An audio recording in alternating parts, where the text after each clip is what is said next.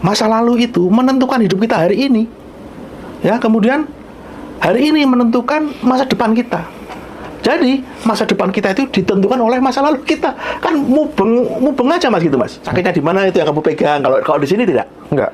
Di sini itu kan kita gini, sakit apapun itu, dimanapun itu, sebenarnya itu hanya akibat, hanya gejala. Kebetulan bagian lemah kita di titik itu, gitu ya. Tapi proses pemberesannya itu melalui energi tubuh kita semuanya. Nah, itu dengan cara apa? Dengan menselaraskan, menseimbangkan, melancarkan energi tubuh. Dengan cara apa? Ya diketuk-ketuk di titik-titik meridian tubuh. Tujuannya tapping ini bukan mendatangkan uang, bukan mendatangkan rezeki, tapi mempersiapkan diri, memposisikan diri untuk punya vibrasi atau gelombang energi yang mampu mendatangkan solusi. Oke, selamat pagi Om Yuyun. Pagi Mas Hendra dan teman-teman semuanya, apa kabar? Sehat semuanya ya? Alhamdulillah sehat. Terima kasih banyak atas wawasan, edukasi yang diberikan kepada teman-teman tempo hari gitu. Banyak sekali yang mengucap syukur karena setelah praktik tapping begitu, penyakit yang diderita yang tadinya level 8 tinggal 2, ada yang hilang seketika. Seneng gitu. saya Mas baca komennya itu, seneng saya. Bener ya? Itu bayaran paling mahal buat saya itu Mas. Nah, menariknya setelah kita wawancara kemarin Om Yuyun, jadi buku Keajaiban Menerima itu langsung diserbu teman-teman ngaji Roso gitu. Alhamdulillah, terima kasih semuanya. Nah, terima kasih. Oke. Mungkin apa saja sih Om Yuyun jawaban-jawaban yang bisa teman-teman dapatkan, terima dari membaca buku Keajaiban Menerima itu kira-kira Om Yuyun? Ya, jadi kan buku itu kan berisikan tentang pertama pengalaman saya. Ya, bagaimana saya mengalami satu keluhan sampai akhirnya kemudian ketemu teknik ini. Yang kedua tentang latar belakang. Kenapa sih kok kita mengalami ini itu yang dimana di buku itu saya sebutkan semuanya karena sampah-sampah emosi, mengenali sampah-sampah emosi. Nah, karena apa? Sampah emosi ini merupakan akar masalah hidup kita. Ya, tidak hanya yang sekarang loh. Kalau kita bicara sampah emosi itu tidak hanya yang sekarang, tapi justru datang dari masa lalu. Itu yang sering kita abaikan, yang sering kita tidak kenali, sering kita tidak ngerti. Bahkan menganggap semuanya sudah beres. Hanya karena berlangsung sudah begitu lama, puluhan tahun bahkan, menganggapnya sudah beres, padahal tidak. Nah, itu saya jelaskan di situ. Bagaimana antara sadar dan bawah sadar tidak sinkron. Ya, ketidaksinkronan ini kalau dalam ilmu pengobatan Cina ya atau akupunktur itu mengakibatkan kekacauan energi. Nah, kekacauan energi kalau dalam pengobatan Cina tadi mengganggu kesehatan. Migrain lah, lever lah, jantung dan lain sebagainya. Makanya diseimbangkan, diselaraskan dengan menggunakan titik-titik akupunktur, menggunakan jarum. Nah, dengan kita membersihkan sampah-sampah emosi itu, alam sadar dan bawah sadar menjadi sinkron. Sehingga apapun masalah yang kita hadapi menjadi teratasi. Meskipun tentu hasilnya bervariatif ya Mas ya. Ada yang sekarang tapping langsung sembuh. Ada yang tapping tidak sembuh atau belum sembuh. Nah, untuk yang langsung sembuh, ya itu keberuntungan mereka. Ya, atau mungkin memang tidak ada sesuatu yang serius di bawah sadarnya. Tapi untuk yang tidak sembuh, ini harus waspada. Ada apa?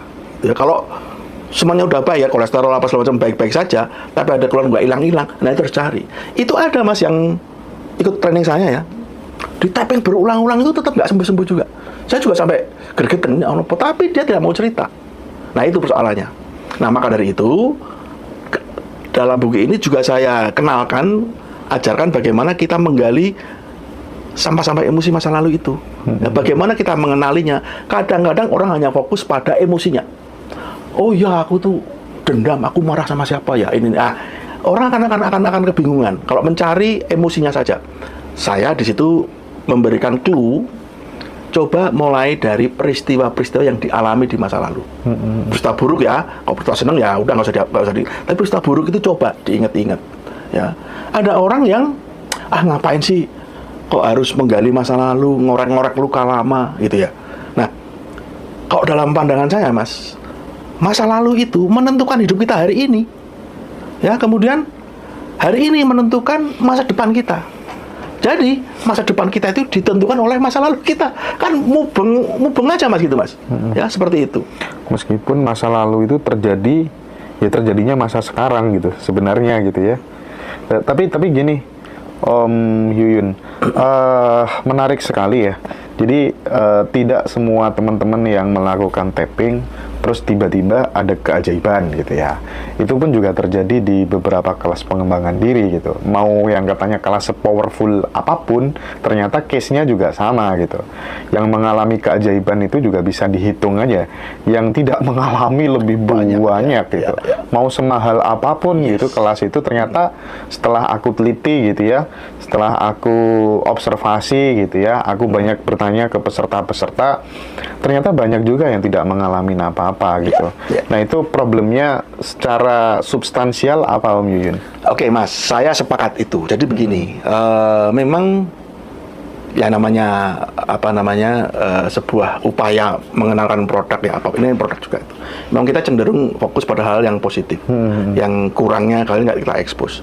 Tapi kegagalan di situ seseorang dalam menjalankan apapun tekniknya ya Mas ya, nggak hanya tapping ya. Saya menduga ya, karena saya nggak melakukan penelitian secara langsung, saya menduga begini. Ini saya alami juga Mas, jadi mending saya share pengalaman saya aja ya. Benar. Ketika saya kenal tapping pertama kali, itu kehidupan saya berubah 180 derajat Mas. Rezeki itu benar-benar peng kayak, waduh, ampun deh, ya seperti itu. Sampai di satu titik, saya merasa semuanya akan teratasi dengan tapping. Amit-amit ya teman-teman, jangan. Bahkan saya merasa seperti setara dengan Tuhan. Gendeng lah Mas ya. Gimana Mas? Apa yang saya tunjuk jadi Mas? Nah, disitulah mungkin teguran Tuhan kepada saya. Jadi, aku loh. itu yang saya catat. Nah, kemudian di satu titik saya bukan tiba-tiba merasa tapping ini nggak bekerja lagi. Kok step ini gagal. Loh, piye to iki? Wah, saya terus kemudian close book Mas, tutup buku dengan tapping. Jadi ada satu masa di mana saya benar-benar nggak tapping. Saya belajar ini itu. Saya merasa itu udah masa lalu gitu ya. Saya belajar ini itu lagi. Nggak ngefek juga Mas. Ternyata sekali lagi saya harus jujur mengakui, yang salah adalah ekspektasi saya. Ketika saya dulu mencapai titik tertentu ya, saya menganggap ini sebagai sebuah standar. Jadi semua harus segini gitu loh Mas. Padahal yang namanya rezeki itu kan Tuhan yang ngatur. Kita nggak bisa Mas minta 1 miliar ya. Jangankan 1 miliar Mas, 10 juta. Kalau Tuhan nggak ngasih, nggak dikasih. Tapi ketika Tuhan ngasih, jangankan 1 miliar Mas, 1 triliun juga dikasih. Nah, how to-nya ini kan yang penting. Nah, titiknya adalah ketika saya menggunakan teknik apapun itu, termasuk tapping, fokus saya ternyata pada tujuan, pada objek. Ya, mungkin kalau ada beberapa teman-teman yang lain kan itu terlalu ngarep Mas, kadang-kadang visualisasinya tuh, wah, daki-daki. Nah, kalau saya hubungkan dengan teorinya Mas Arif Erhaya yang tentang vibrasi itu, di situ ada beberapa, kan dibagi dua ya vibrasi itu, power and force. Nah, keinginan itu ada di force Mas. Jadi hati-hati dengan keinginan. Ketika keinginan apalagi terlalu menggebu-gebu, saya kok berani mengatakan hampir pasti gagal. Jadi paling benar apa sih? Ya flat aja udah. Flat. Nah, itulah mungkin kenapa teknik itu menjadi tidak bekerja pada seseorang. Termasuk tapping Mas. Saya nggak mengatakan semua murid tapping saya itu berhasil loh Mas. Ya gagal banyak juga. Tetapi ketika dijalankan sesuai SOP ya, itu ya saya berani mengatakan 70-80% berhasil. Tapi dengan kadar tertentu. Ini loh Mas, kadang-kadang kan orang diminta untuk mengafirmasikan sesuatu yang wah gitu ya. Dapat mobil Mercy 5, punya rumah tingkat 10, misalnya gitu ya. Uang 100 miliar begitu ya. Apakah itu akan bekerja? Ya bisa saja. Dengan syarat apa? Bawah sadarmu sepakat. Karena menurut teman saya yang ahli hipnosis Mas, ketika kita mengafirmasikan sesuatu yang tidak melalui tahapan-tahapan tertentu, itu justru dilawan oleh bawah sadarnya sendiri. Coba Mas, orang tidak pernah pegang uang 100 juta. Bayangin aja nggak pernah, apalagi pegang. Tiba-tiba dia berafirmasi 100 juta datang kepadaku setiap hari. Logikanya dari mana? Ya, meskipun kadang rezeki nggak pakai logika sih, saya sepakat. Tapi kan nggak gitu-gitu amat gitu. Yang terjadi kedua adalah, oh iya ya, aku soleh duit 100 miliar ya, 100 juta ya setiap hari. Nah, itu kan berkecamuk di dalam diri kita. Tapi itu yang kemudian tapi real sih kalau soal itu ya, karena aku juga mengalami sendiri gitu. sambil minum ya Mas Paul ya. Tidak mungkin apa ya, rasanya bawah sadar kita nolak gitu ketika kemudian manifestasi yang kita buat itu tidak rasional gitu.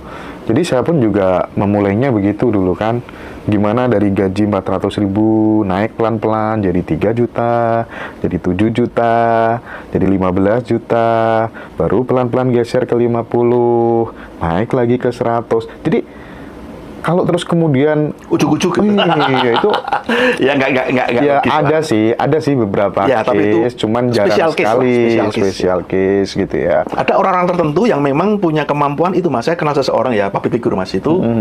Apapun yang dia bayangkan jadi. Dan karyanya luar biasa semuanya. Tapi ya itu kan kita nggak bisa ngiri. Itu gift kayak gitu tuh. Iya, Nggak bisa dipelajari Mas. Itu katanya dia pernah tes gitu ya, tes otak gitu ya di mana di luar negeri sana. Katanya gelombang otaknya kayak orang gila Mas.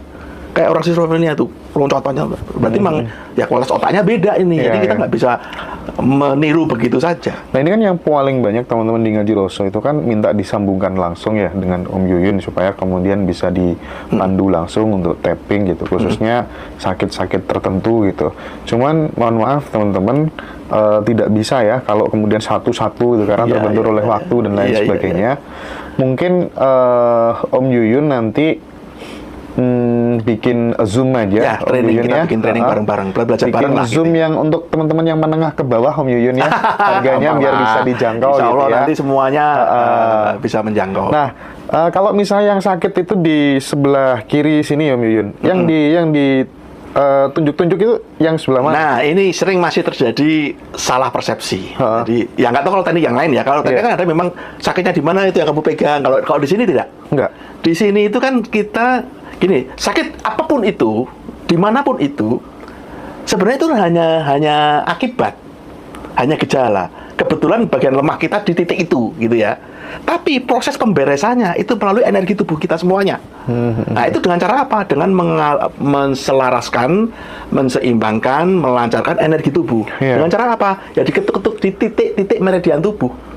Nah, titik meridian tubuh seperti yang diajarkan ada 11 titik di buku ada. Nah, itu di titik-titik itu, di titik mulai dari perkara tecop, kepala, ujung alis, pelipis, bawah mata, bawah hidung, bawah bibir, tulang selangka, bawah ketiak, bawah payudara, gitu kan, pergelangan tangan. Kalau teknik aslinya sebenarnya lebih banyak, Mas. Iya, iya. Ada sekitar 25 titik jari apa segala macam. Ada beberapa yang saya skip lah gitu ya, karena jadi terlalu panjang gitu. Ini saya sederhanakan seperti itu. Jadi apapun keluhannya, apapun emosinya, itu yang diketuk-ketuk itu sama. Jadi mau sakit kepala, mau sakit lambung, mau sakit dengkul gitu ya, atau mau sakit apapun titiknya sama. Kemarin saya baru dalam tanda petik agak marah, bukan marah dia negur gitu salah satu anak buah saya. Saya tahu dia itu banyak masalah gitu ya, saya ajarin tapping sudah sekian bulan yang lalu. Terus kemudian dia mengeluh sakit punggung. Loh, kamu nggak tapping? Ya tapping sih Pak, tapi begini. Coba sekarang tapping di depan saya. Lah kok yang di tapping itu yang sakitnya, berarti kamu nggak pernah tapping. Padahal dia udah saya kasih materi lengkap. Gratis Mas. Tapi itu kadang-kadang ya, kalau gratis itu Mas, orang jadi nggak niat Mas. Serba salah atau kita itu. Benar sih. Ada yang minta-minta ke saya, tapi ya itu pengalaman gitu. Tak gratis sih. Nanti alasannya macam-macam. Wah nggak sempet lah, inilah, itulah. Jadi Tidak menghargai. nggak menghargai gitu. Dan dia sebenarnya tidak punya effort, sehingga melakukannya juga setengah-setengah atau bahkan ya nggak niat gitu aja. Karena mungkin mental gratisan itu loh Mas. Iya. Itu iya. yang bahaya sebenarnya. Mental gratisannya harus di tapping. Dan nah, ini satu lagi Mas, dulu saya memang melakukannya gratis. Ya, saya terapi orang sebenarnya tidak mengambil bayaran serupiah pun. Ternyata itu salah. Karena kita melakukan sesuatu, hukum alam ya Mas, memberi pasti diberi. Kalau kamu diberi, kamu harus memberi. Nah, saya waktu itu giving terus Mas, terapi orang, karena saya seneng ya. Ya tadi saya bilang istilahnya norak gitu ya, semua orang saya obatin, saya nggak ambil rup. Seingat saya cuma dikasih uang 150.000 sama oleh salah satu pasien saya, itu pun saya nggak minta. Gitu ya. Selama itu saya nggak pernah. Nah, itu membuat energi saya juga habis. Maka dari itu, mulai sekarang saya harus ada take and give. Bukan persoalan serupiah atau berapa juta, bukan, tapi persoalan exchange of energy. Jadi kalau saya sarankan teman-teman yang sekarang sudah mendapatkan ilmu gratis ya, tidak harus ke saya. Sebagai wujud rasa syukur teman-teman yang kemarin ikut tayangan yang kemarin merasakan dampaknya, silakan Anda niatkan bayar saya dengan memberikan sedekah kepada siapapun orang sekeliling Anda. Mau anak, mau istri, mau suami, mau orang tua, mau pengemis, mau pengamen, niatkan dengan istilahnya Anda membayar saya dengan bersedekah kepada orang lain. Ya, nggak harus kepada saya ya, jangan kepada saya malah.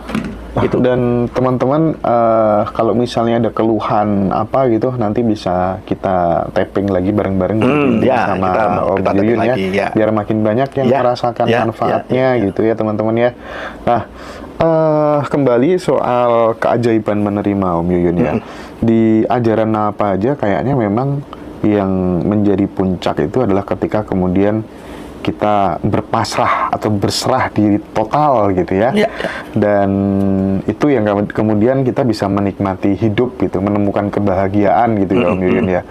Dan itu sangat powerful memang ya Om Yuyun ya, keajaiban menerima itu. Ya, jadi begini Mas, apapun yang terjadi, ini saya agak sok wise.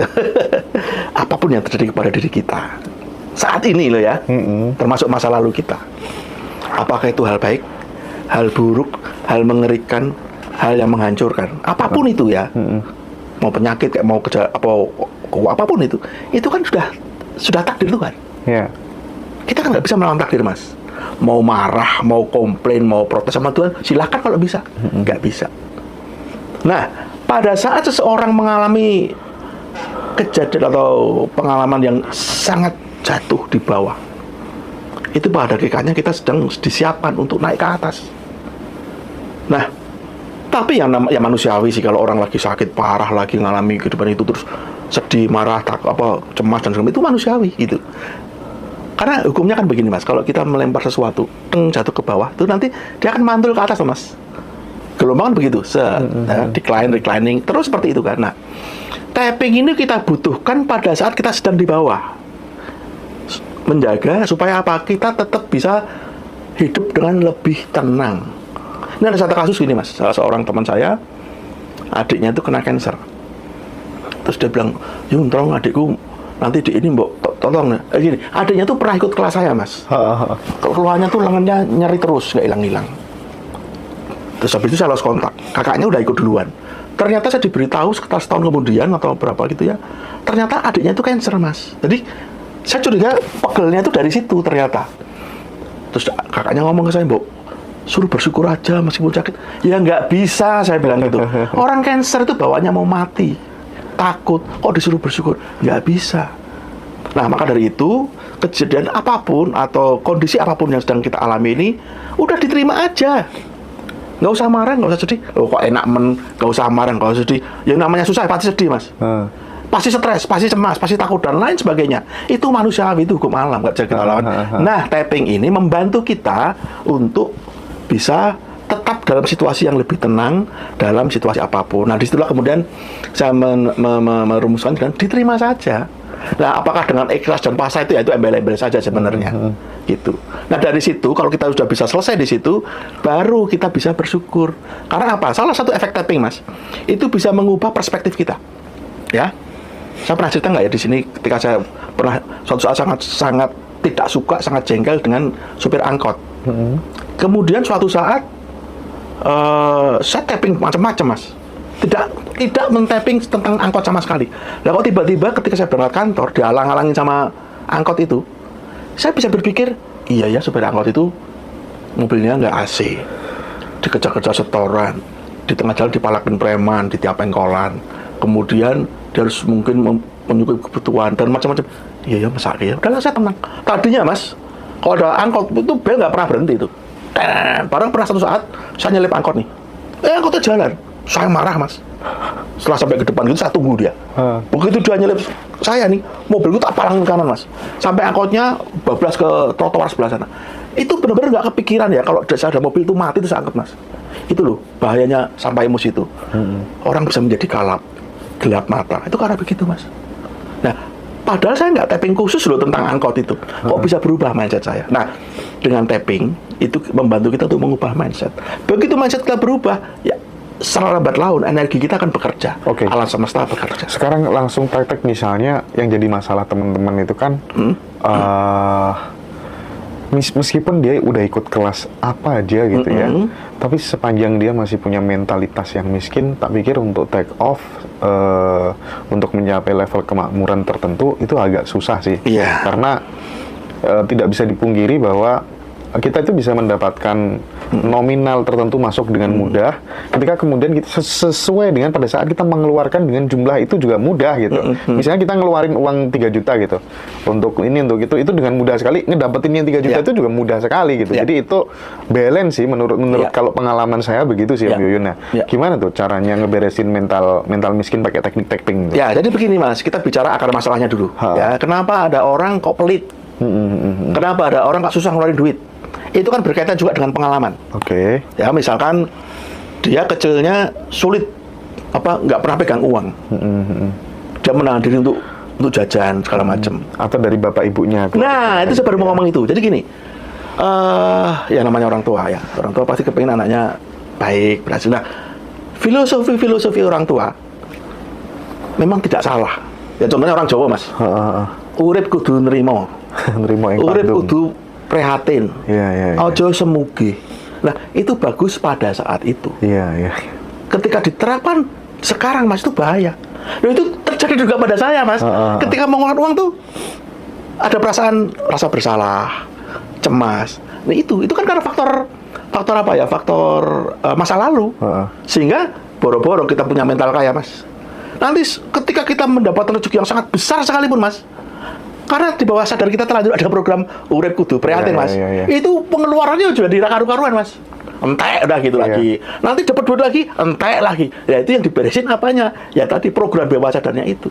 Nah, itu ada nanti di kelas saya yang untuk pendengaran vibrasi itu salah satunya ada cara bagaimana kita membereskan belief-belief di bawah sadar itu. Nanti mungkin di kelas yang online itu Mas kita ajarkan Mas. Oke. Rencananya Om Yuyun bikin kelas Zoom tanggal 21 apa 22? 22 Mas, minggu ya, minggu ya. Tanggal 22 bulan ini ya. Ya. Bulan Agustus. September. September sekarang ya. Mas Hendari pasti sibuk banget ini sampai lali dino. Sampai lupa bulan Iya. Oke. Nah, gimana Om Yuyun? Praktek dong Om Yuyun kalau misalnya gitu ya. Karena kalau menurutku sih ya, mental miskin itu meskipun itu program dari orang tua kita pada saat kita masih kecil secara tidak langsung gitu ya. Karena orang tua sebenarnya juga tidak ingin, karena tidak tahu aja kan. Oh, itu bisa mempengaruhi jalan hidup anaknya gitu kan, keputusan-keputusan. Misalnya minta dibelikan apa-apa nggak pernah diturutin, cari uang susah gitu.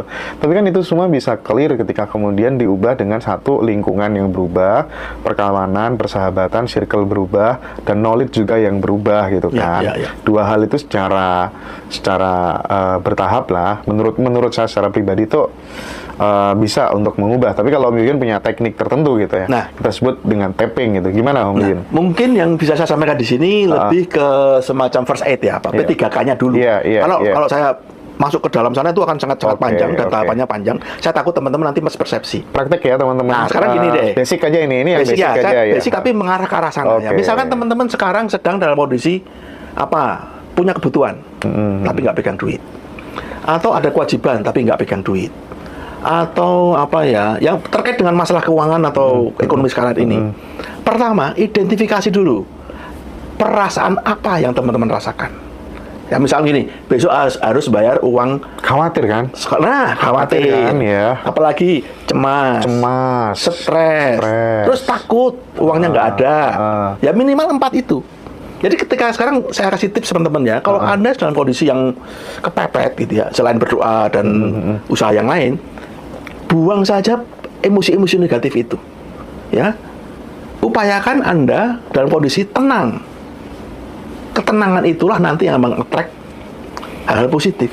Saya tidak akan mengatakan selalu uang yang datang loh ya.